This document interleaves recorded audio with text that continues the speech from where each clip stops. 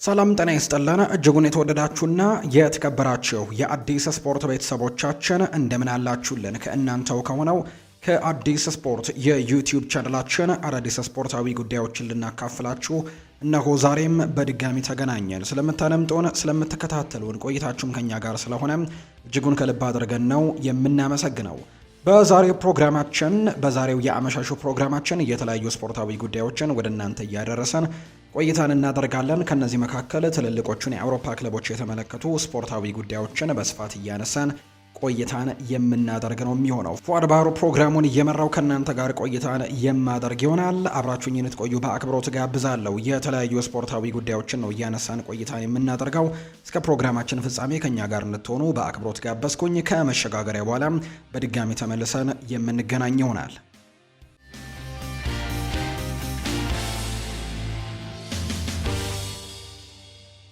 ወደ ቀዳሚው መረጃችን እናምራም።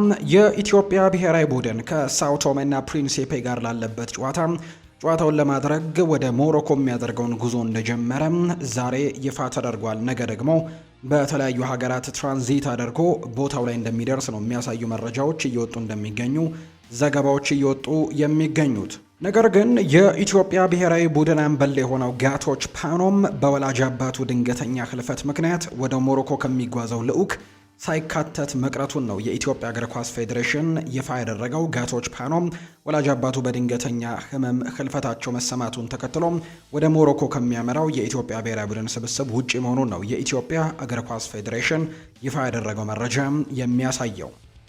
ወደ ውጭ ሀገር ስፖርታዊ መረጃዎቻችን በቀጥታ እናምራ። አርሰናልን የተመለከቱ መረጃዎችን በማስቀደም እንጀምር። ማርቲን ኦዴጋርድ መቼ ወደ ሜዳ ይመለሳል የሚለውን ጉዳይ እንመልከት። ኖርዌያዊው አማካይ ማርቲን ኦዴጋርድ በዚህ የብሔራዊ ቡድኖች ጨዋታ ሰዓት በአርሰናል እንደሚቆይ ነው የተረጋገጠው። ኦዴጋርድ ወደ ሜዳ ለመመለስ መቃረቡን የኖርዌይ ብሔራዊ ቡድን አሰልጣኝ የሆኑት ሶልባኬን ይፋ አድርገዋል።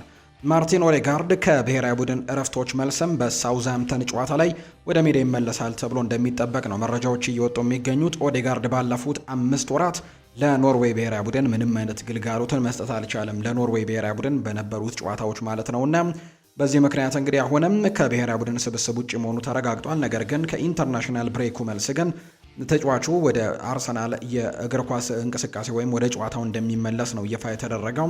ከዛ በኋላ ደግሞ በዓለም ዋንጫው ላይ ለመሳተፍም ራሱን ብቁ አድርጎ ያዘጋጃል ተብሎ እንደሚጠበቅ ነው መረጃዎች እየወጡ እንደሚገኙና የኖርዌይ ብሔራዊ ቡድን አሰልጣኝም ሀሳባቸውን እየሰጡ እንደሚገኝ መረጃዎቹ የጠቆሙት። ኦዴጋርድ በኤፍኤ ካፕ ነው በተለይ ከሳውዝሃምፕተን ጋር በሚደረገው ጨዋታ ላይ የመመለስ እድል ያለው። ኦዴጋርድ ሙሉ የአካል ብቃቱን መልሶ ለማግኘትም ከበስተጀርባ እጅግ በጣም ጠንክሮ እየሰራ እንደሚገኝ ጭምር የሚያሳዩ መረጃዎች ወጥተዋል። ኦዴጋርድ ለአርሰናል እንደገና ለመጫወት 3 ሳምንታት ብቻ ይቀራሉ ብለዋል አሰልጣኙም፣ ወይም 2 ሳምንታት ተኩል ሊሆንም ይችላል። የማርቲን ኦዴጋርድ ግብ ግን በቡድን ውስጥ መካተት ይሆናል ብዬ አስባለሁ። አሁን ላይ እሱ ከኛ ጋር መሆን አያስፈልገውም። በአርሰናል ልምምድ መስራቱን መቀጠል ግዴታ አለበት። ከፈለገ ግን የእረፍት ቀኑን እዚህ ለማሳለፍ ከወሰነ እንኳን ደህና መጣ ብለን እንጠብቀዋለን ሲልም ጭምር ነው የኖርዌይ ብሔራዊ ቡድን አሰልጣኝ ጨምረው ሀሳባቸውን እየገለጹ እንደሚገኝ መረጃዎች የወጡት። ኤቨርተን በቤን ዋይት ላይ ከፍተኛ ፍላጎቶች እያሳዩ እንደመጡ የሚያሳዩ መረጃዎች አሉ። በተለይ የዩሪያን ቲምበር በዛ ቦታ ላይ በቋሚ አስተላለፍ ውስጥ መካተትና የቤን ዋይት የመሰለፍ ዕድል እጅጉን መጥበቡን ተከትሎ ቤን ዋይት በሚቀጥሉት ዓመታት በሌሎች ክለቦች ላይ ራሱን ለማሳየት ሙከራዎችን ያደርጋል ተብሎ እንደሚታሰብ ነው መረጃዎች እየወጡ የሚገኙት። ለአርሰናል ቅርብ ናቸው ተብሎ የሚነሱ የመረጃ ምንጮች ይፋ እንዳደረጉት መረጃ ከሆነ አሁን ላይ ኤቨርተን በቤን ዋይት ላይ ከፍተኛ ፍላጎት እያሳየ ያለ ክለብ እንደሆነ ነው የተነገረው። ነገር ግን አሁንም ድረስ ውድድሩን እየመሩ ያሉት ግን ኤቨርተኖች እንደሆኑና ጥያቄም ሊያቀርቡ እንደሚችሉ፣ ሌሎች ክለቦችም ግን ይህንን ዝውውር ለማድረግ ፈቃደኛ እንደሆኑ የሚያሳዩ መረጃዎች በትልቁ እየወጡ እንደሚገኝ ነው ዘገባው የጠቆመው። ሳካ እንደ ቀድሞ ጨዋታን የመቀየር አቅሙ እየቀነሰ መጥቷል ብለዋል ሮይ ፓርለር ነው ይህንን ሀሳብ የሰጠው። የቀድሞ የአርሰናል ኮከብ ሮይ ፓርለር አርሰናል በማንቸስተር ሲቲ ሽንፈት ከገጠመው በኋላ በቡካዮ ሳካ ወቅታዊ አቋም ላይ ጠንከር ያለ ትችትን ሰንዝሮበታል። እንደ ፓርለር አገላለጽ ከሆነ የሳካ ውጤታማ ያልሆነ እንቅስቃሴ የቡድኑን ውጤት እየጎዳው ይገኛል ሲልም ጭምር ነው የተናገረው። በተለይም በዌምብሌ ስቴዲየም በተደረገው ጨዋታ ወጣቱ አጥቂ ምንም አይነት አመርቂ እንቅስቃሴን አላሳየም ሲልም ጭምር ነው የወቀሰው። አሊ ማኳይስት ለአርቴታም ያልተጠበቀ ምክርን ለግሶታል። ሳካ ይረፍና ማንድዌኬ ይሰለፍ ሲል ነው ይህ ሰው ሀሳቡን የሰጠው። የቀድሞ ስኮትላንዳዊ ኮከብና ታዋቂ ተንታኝ ነው ይህ ሰው። አርሰናል ከዓለም አቀፍ ረፍት ወይም ከኢንተርናሽናል ብሬክ በኋላ በሚኖሩት ወሳኝ ጨዋታዎች ላይ ሚኬል አርቴታ በክንፍ መስመሩ ላይ ለውጥ ማድረግ እንዳለበት ጭምር ነው እያሳሰበው የሚገኘው። ኖኒ ማንድዌኬ በቅርብ ጊዜያት እያሳየ ያለው ድንቅ ብቃትና የግብ ዕድሎችን የመፍጠር አቅሙ ለአርሰናል የማጥቃት መስመር አዲስ ጉልበትን እንደሚሰጥ ነው ይህ ሰው እየተናገረ የሚገኘው። ቡካዮ ሳካ ላለፉት ዓመታት ያለምንም ረፍት በክለብና በብሔራዊ ቡድን ደረጃ በርካታ ጨዋታዎችን ማድረጉ የተጫዋቹን የረጅም ጊዜ ብቃትም እንደቀነሰው ይናገራል። ስለዚህም ሳካን ቤንች በማስቀመጥ ማንድዌኬን በቋሚነት መጠቀምም ለአርሰናል ብልህነት ያለው ውሳኔ ነው ሲልም ጭምር ነው አሊ ማየስኮ ሀሳቡን እየሰጠ የሚገኘውና ለሚኬል አርቴታም ይህንን ሀሳቡን እንደነገራቸው ጭምር ነው እየተገለጸ የሚገኘው። አርሰናል በክረምቱ ተጫዋቾችን ለመሸጥ ይገደዳል ተብሏል። አርሰናል ባለፈው የክረምት የተጫዋቾች የዝውውር መስኮት ያወጣው ከፍተኛ ወጪ የክለቡን የፋይናንስ አቅም ለከፍተኛ ፈተና ዳርጎታል ተብሏል። ክለቡ አሁን ባለበት የፋይናንስ ሁኔታ ምክንያትም በዚህ ክረምት የዝውውር መስኮት ከፍተኛ የተጫዋቾች ሽያጭ ለማከናወንም ጫና ውስጥ እንደሚገኝ ነው ቴሌግራፍ የተባለው የመረጃ ምንጭ እየገለጸ የሚገኘው። በዚህም የተነሳ አንድሪያ ቤርታ ከፍተኛ የሽያጭ ገቢ እንዲያስገኙም ይጠበቅባቸዋል ተብሏል። በክለብ ውስጥ ያሉ የመጀመሪያ ተሰላፊ ተጫዋቾችን መካከል አይሸጡም ወይም የማይነኩ ተብለው ከሚታሰቡትም በጣም ጥቂቶች እንደሆኑ ጭምር ነው እየተነገረ የሚገኘው።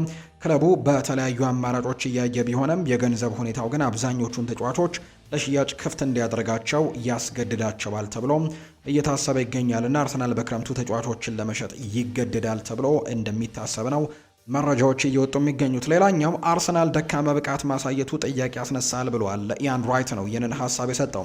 የቀድሞ የአርሰናል ኮከብ የሆነው ኢያን ራይት ሲናገር ቡድኑ በተለይም በዌምብሌይ በፍጻሜው ጨዋታ ላይ ባሳየው እጅግ ደካማ ብቃት ማዘኑን ነው ኢያን ራይት የሚናገረው። ኢያን ራይት ይቀጥልና አርሰናል እንዲህ ባለ ትልቅ ጨዋታ እንዲህ ዝቅተኛ ብቃት ማሳየቱ ብዙዎች ጥያቄ እንዲያነሱ ያደርጋል ሲልም ነው የሚናገረው። ሆኖም ግን የቡድኑ ዋና ዓላማ ሊጉን ማሸነፍ በመሆኑ ይህ ሽንፈት ለተጫዋቾች መነሳሻ ወይም ደግሞ መቀስቀሻ ሊሆን እንደሚገባ ጭምር ይናገራል። እንደ ኦዴጋርድ እና ኤዜ ያሉ ተጫዋቾች ደግሞ ሲመለሱ ቡድኑ የተሻለ እንደሚሆን የጠቀሰው ኢያን ራይት ለ15 ደቂቃ ብቻ ተጫውተው የመዘናጋት ስለነበና ግን ሊቀየር ይገባዋል፣ ይህን ነገር በደንብ ማሻሻል አለባቸው ሲልም ጭምር ነው እየተናገረም የሚገኘው። ማንቸስተር ዩናይትድን የተመለከቱ መረጃዎችንም ወደ እናንተ እናደርስ። በክረምቱ ሁለት አማካዮች ግድ ነው ብሏል ላውሪ ዊትዌል የማንቸስተር ዩናይትድን ጉዳዮችን ሲያጋራ። ማንቸስተር ዩናይትድ በክረምቱ የተጫዋቾች የዝውውር መስኮት ቢያንስ ሁለት አማካዮችን የማስፈረም እድላቸው በጣም ሰፊ ነው ሲልም ጭምር ነው የተናገረው። ነገር ግን ኡጋርቴም በዩናይትድ እያሳለፈ ካለው ጥሩ ያልሆነ ጊዜ አንጻር ግን ሊለቅ ስለሚችል 3 አማካይ ሊያስፈርሙ ይችላሉ ሲልም ጭምር ነው እየተናገረ የሚገኘው ላውሪ ዊትዌል። ራስመስ ሆይላንድ በማንቸስተር ዩናይትድ ስላለው ቆይታ ሚዲያዎች የተዛባ አመለካከት እንዳላቸው በመግለጽ እንዲህ ሲል ነው ሀሳቡን የሰጠው። እውነት ለመናገር እኔ በማንቸስተር ዩናይትድ መጫወት ከምንም በላይ ያስደስተኛል ብሏል ራስመስ ሆይላንድ። ነገር ግን በተለይ በዴንማርክ ያሉ ሚዲያዎች ሁኔታውን በሙሉ በጣም መጥፎ እንደሆነና እኔ ደካማ አፈጻጸም እንዳሳየው አድርገው ነው የሚፈጥሩት ስሜት ይገባኛል። እኔ ግን ነገሩን የማየው በሌላ መንገድ ነው ሲልም ጭምር ይናገራል ራስመስ ሆይላንድ። በእግር ኳስ ዓለም ያሉ ሚዲያዎች ብዙ ያወራሉ። ለእነሱ ተጽዕኖ ስራ ለመውደቅ ደግሞ በጣም ከባድ ነው። ይሁን እንጂ ነገሩ በዚህ ብቻ የሚያበቃ አይደለም። ስለዚህም ሁልጊዜም የማስበው ነገር ቢኖር ትዕቢተኛ ለመሆን አስፈላጊ እንደሆነ ሁሉ ደግሞ ተስፋ ለመቁረጥ እንዲሁ አስፈላጊ ነገር ነው ሲልም ጭምር የተናገረው። በተለይ ግን የሚወሩት ወሬዎችን መስማት ተገቢ አይደለም ሲልም ጭምር ነው የተናገረው። ይህ ተጫዋች ወደ ናፖሊ ካመራ በኋላ እጅግ በጣም ጥሩ የሚባል ጊዜን እያሳለፈ እንደሚገኝ ይታወቃል። ገና ታዳጊ ነው። ራሱን በደንብ ማሻሻል የሚችል አይነት ተጫዋች እንደሆነ የሚታወቀ ጉዳይ ነው። ከማንቸስተር ዩናይትድ ጋርም በሚመጣው ክረምት በቋሚነት የመለየት እድሉ በጣም ሰፊ ነው ተብሏል። ምክንያቱም ናፖሊዎች ይህንን ተጫዋች በእጅጉን ወደውታልና በሚቀጥለው የውድድር ዓመት በክለባቸው ማቆየት ነው የሚፈልጉት። ስለዚህ ናፖሊ አሁን ላይ ይህንን ተጫዋች በቋሚነት ያቆዩታል ተብሎ ይታሰባል። ከማንቸስተር ዩናይትድ ጋር ዳግም የመገናኘቱ ነገር ግን እጅግ በጣም ጠባብ እንደሆነ የሚያሳዩ መረጃዎች ናቸው የወጡት ራስመስ ሆይሉንድን በተመለከተ። ኤንዲ ሚተን ብሩኖ ፈርናንዴዝ በሚቀጥለው የውድድር ዘመን በክለቡ ስለመቆየቱ ጥያቄ ቀርቦለት ይናገራል። ለዚህ ጥያቄ መልስ ያለው ሰው ያለ አይመስለኝም፣ ውሳኔው በራሱ እጅ ላይ ነው ሲልም ጭምር ነው ኤንዲ ሚተን ሀሳቡን የሚናገረው። ማንቸስተር ዩናይትድ በቀጣይ ለቻምፒየንስ ሊግ ማለፉ ለብሩኖ ፈርናንዴስ ከምንም በላይ ትልቅ ነገር ነው ብዬ አስባለሁ። ይህም ነገር ደግሞ በማንቸስተር ዩናይትድ እንዲቆይም ትልቅ ነገር ሊያበረክት ይችላል ሲልም ጭምር ነው የሚናገረው። ኤንዲ ሚተን ሲናገር ስለ ብሩኖ ቀደም ሲል ስሙ ከተያዘባቸው የመካከለኛው ምስራቅ ሀገራት ጋር ያለው ፖለቲካዊ ጉዳዮችም ዝውውሩን እንዳይሳካ ምናልባት እንቅፋት ሊሆኑ እንደሚችሉ ጭምር ይናገራል። በተለይ በቅርብ ጊዜ የተፈጠረውን የመካከለኛው ምስራቅን ነገር ለተመለከተ ብሩኖ ፈርናንዴዝ እንደዚህ አይነት ነገሮች ላይ ምናልባት ዝውውሩን ላያደርግ እንደሚችል ይታመናል ሲልም ጭምር ነው አንዲ ሚተን ሀሳቡን እየተናገረ የሚገኘው። ነገር ግን ሁኔታው የሚወሰነው በቀጣይ ወደ ክለቡ የሚመጣው አዲስ አሰልጣኝ በሚያሳየው ጠንካራ ፍላጎትና ዓላማ ላይ ነው የሚሆነው። ቀጣይ የሚመጣው አሰልጣኝ የሚያሳየውን ነገር ተመልክቶ የተጫዋች ውሳኔውን እንደሚያሳልፍ ተስፋ አደርጋለሁ ሲልም ጭምር ነው የሚናገረው። ብሩኖ ምንም እንኳን ደሞዙ ከፍተኛ ቢሆንም እሱ ግን ሁልጊዜም ጎል የሚያስቆጠር ሁሉንም ጨዋታዎች ደግሞ በውብ መንገድ የሚጫወትና የዩናይትድ ምርጥ ተጫዋች በመሆኑ ደሞዙ እንደ ችግር ተነስቶ አያውቅም ሲልም ጭምር ነው እየተናገረም የሚገኘው። ሌላኛው አንዲ ሚተን ማንቸስተር ዩናይትድ በቀጣይ አማካዮችን ስለማስፈረም ስላለው እቅድ ሲናገር ማንቸስተር ዩናይትድ በፕሪሚየር ሊጉ ልምድ ያላቸው ተጫዋቾችን ብቻ አይደለም እያሰበ ያለው ከዚያም ውጭ ያሉ አማራጮችን መመልከቱ ያለ ነው ሲልም ጭምር ይናገራል። በሌላ በኩል የአንዳንድ ተጫዋቾች ወኪሎችም ራሳቸው ተጫዋቾች ለክለቡ እያቀረቡ ይገኛሉ።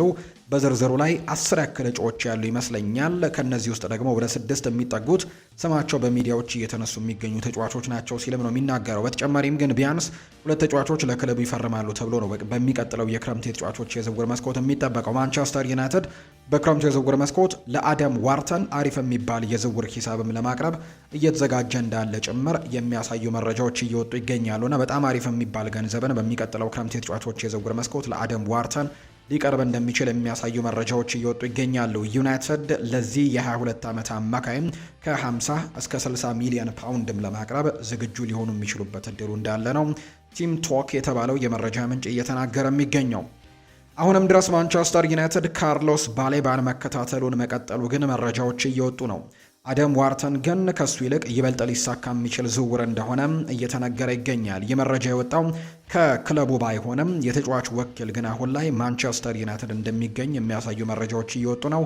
ስለዚህ በቀጣይ የዝውውር መስኮት ማንቸስተር ዩናይትዶች የትኛውን የአማካይ ስፍራ ተጫዋች ያስፈርማሉ የሚለው ጉዳይ እስካሁን የተረጋገጠ ነገር እንዳልሆነ ነው መረጃዎች እየወጡ የሚገኙት።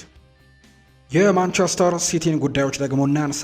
ፊል ፎደን ይናገራል። እግር ኳስ ቀላል አይደለም፣ ሁልጊዜም ውጣ ውረዶች ያሉት። እናም አንዳንድ ጊዜ በተሻለ ሁኔታና ብቃት ላይ መሆን አትችልም። ነገር ግን በቅርቡ በውድድር ዘመኑ መጀመሪያ ላይ ወደ ነበርኩበት ብቃቴ እንደምመለስ ተስፋ አድርጋለሁ ብሏል ፊል ፎደን ሲናገር። በተለይ በቅርብ ጊዜያት የተጫዋች አቋሙን ማግኘት እንዳልቻለና በተጠባባቂ ወንበር ላይ በርከት ያሉ ጨዋታዎችን እያሳለፈ እንደሆነ የሚታወቅ ጉዳይ ነው። ነገር ግን በቅርብ ጊዜ ውስጥ ግን ወደ ትክክለኛው አቋሜ እንደምመለስ ተስፋ አድርጋለሁ ሲልም ጭምር ነው የተናገረው። ይህ ተጫዋች ሀሳቡን ሲናገር የክሮኤሽያ ብሔራዊ ቡድን አሰልጣኝ የሆኑት ስለ ሄስኮ ግቫርዲዮል ይናገራሉ።